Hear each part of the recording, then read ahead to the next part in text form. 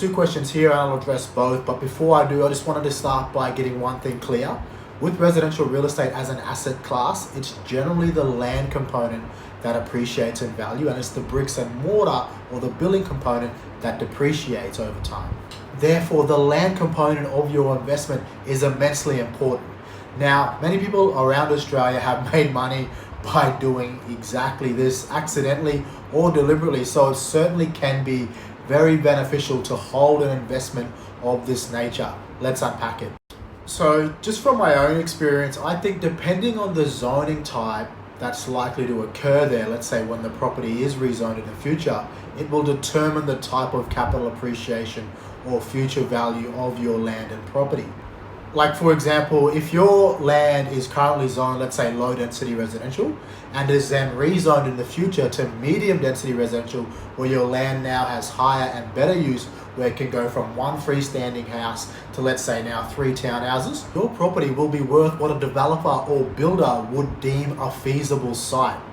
Meaning they can purchase your property for X amount, develop the 3 townhouses, sell it at Y, and still make their development profit.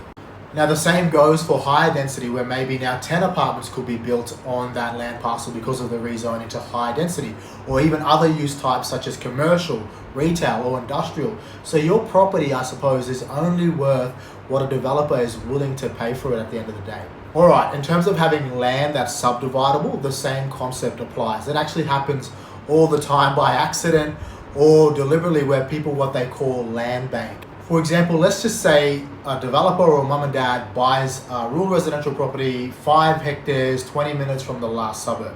Now, over a 10 or 20 year period, that last suburb will eventually grow and the town and the urban sprawl will expand out, eventually getting to where your 5 hectare property now sits. The 5 hectare property that you own is now rezoned from rural residential to low density residential, with the potential to be subdivided into 100+ individual lots.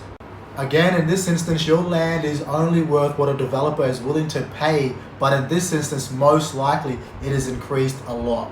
And these properties that are subdividable in nature can come in all different shapes and sizes, whether they're large, 100 lots, or down to even 3 or 4 splitters. So in summary, I think it all comes down to what your property gets rezoned to, and the type of zoning will determine the upside potential, and then how big your land is will determine the upside potential that can come from subdivision. Last, I just wanted to add, if you're an investor that intends to go down this route and buy an investment property of this nature, you have to realize that just because this property will get rezoned in the future, that doesn't necessarily mean that anything can be developed on it or is even feasible to do so. It could boil down to a number of things: cost, planning, engineering. All of those factors can determine whether or not it's viable to move forward. So always, if you go down this path, treat every property on a case-by-case basis and do your research and due diligence. Cheers guys, and good luck.